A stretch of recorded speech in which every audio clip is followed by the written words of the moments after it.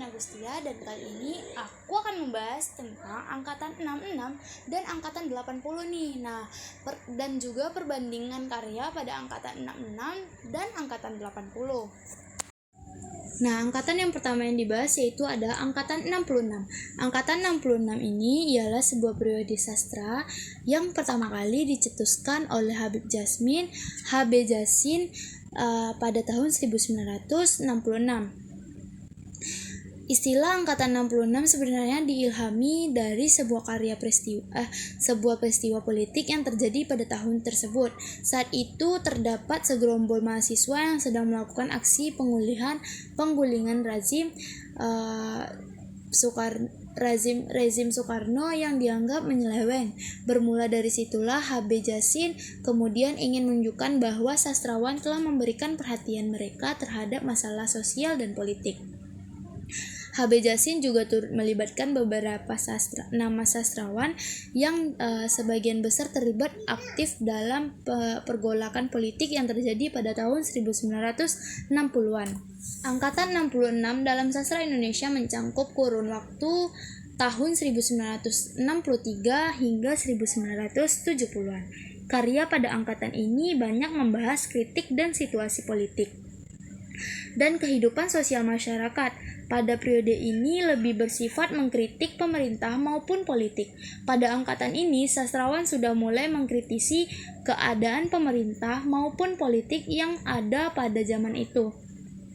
Karya sastra pada angkatan 66 sangat beragam. Dalam aliran sastra, munculnya karya sastra peralihan surrealistik, arus kesadaran, arketip, absurd, dan lain sebagainya. Nama angkatan 66 ini pun pertama kali digunakan oleh HB Jasin dalam buku Angkatan 66 Prosa dan Puisi. Pengarang dan karya pada angkatan 66 ada 5 orang, yaitu yang pertama ada Taufik Ismail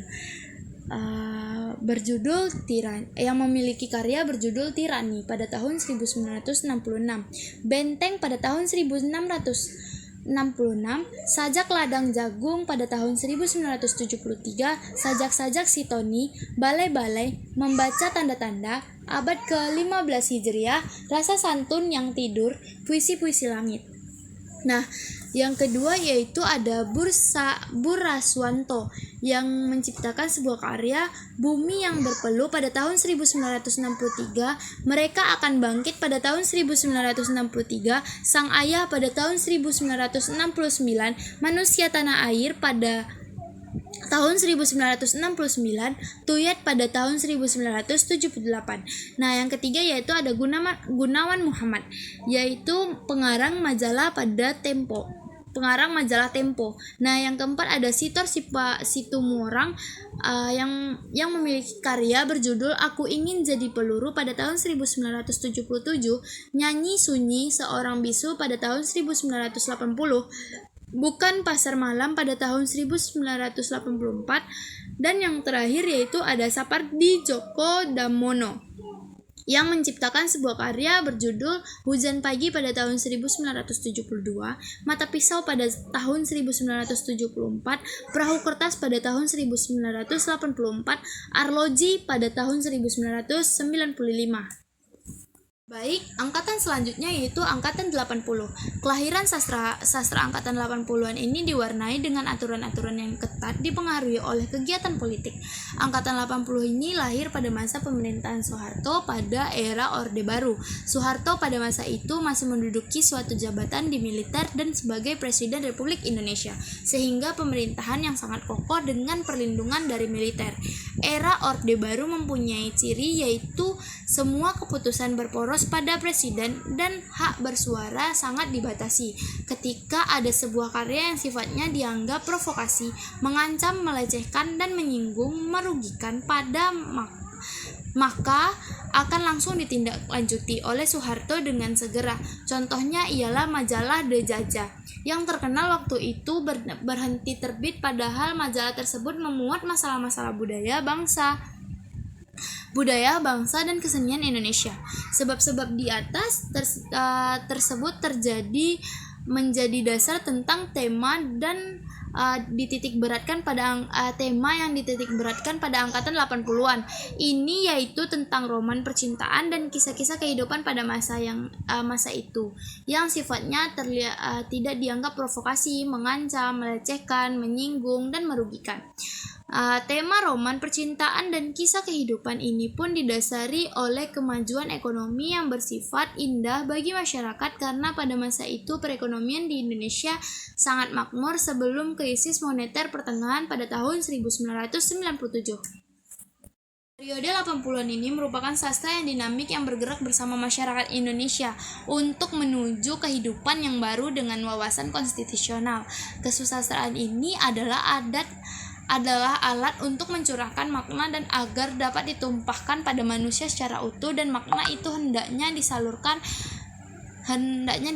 agar mengalami proses pengembangan dan pengempisan masuk ke dalam kehidupan serta pengembangan hal-hal yang sebelumnya belum terpikir oleh manusia. Karena sastra di Indonesia pada kurun waktu setelah tahun 1980-an ditandai dengan banyaknya roman percintaan dengan sastrawan wanita yang menonjol pada masa tersebut, yaitu Margate. Karya sastra Indonesia pada masa angkatan ini tersebar luas di berbagai majalah dan penerbitan umum.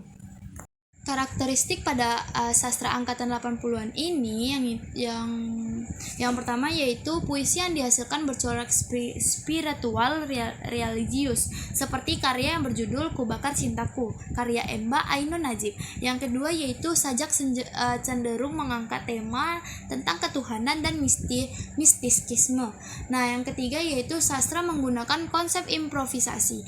Yang keempat yaitu karya sastra yang dihasilkan mengangkat masalah konsep di kehidupan sosial masyarakat yang memuat kritik sosial, politik, dan budaya. Yang kelima yaitu menuntut hak asasi manusia seperti kebebasan. Yang keenam yaitu bahasa yang digunakan realistis, bahasa yang ada di masyarakat dan romantis. Yang ketujuh yaitu terdapat konsepsi pembebasan kata dari pengertian aslinya. Yang kedelapan ada mulai penguatan atau menguatkan pengaruh dari budaya barat di mana tokoh utama biasanya mempunyai konflik dengan pemikiran timur. Yang kesembilan ada didominasikan oleh roman percintaan. Yang kesepuluh ialah novel yang dihasilkan mendapatkan pengaruh kuat dari budaya barat yang tokoh utamanya mempunyai konflik dengan pemikiran timur dan mengalahkan tokoh antagonisme. Selanjutnya itu pengarang dan karya pada angkatan 80-an. Yang pengarang yang pertama yaitu ada Hilman Hariwijaya yang lahir pada tahun 1964. Hilman Hariwijaya adalah seorang penulis Indonesia dan pelopor sastra aliran pop. Namanya dikenal sejak menulis cerita pendek yang diberi judul Lupus di majalah Hai di bulan Desember pada tahun 1986. Nah, kini setelah ia tidak produktif lagi menulis novel, laki-laki yang mengagumi sosok penulis Arswendo Atmowiloto ini merambah dunia pertelevisian dengan menuliskan skenario dari sinetron Cinta Fitri season 2 hingga 3, Melati untuk Marvel, dan lain sebagainya. Ia juga memproduserkan film The Wall. Nah, yang kedua yaitu ada Margate. Margate dikelompokkan sebagai sastrawan angkatan 1980 hingga 1990.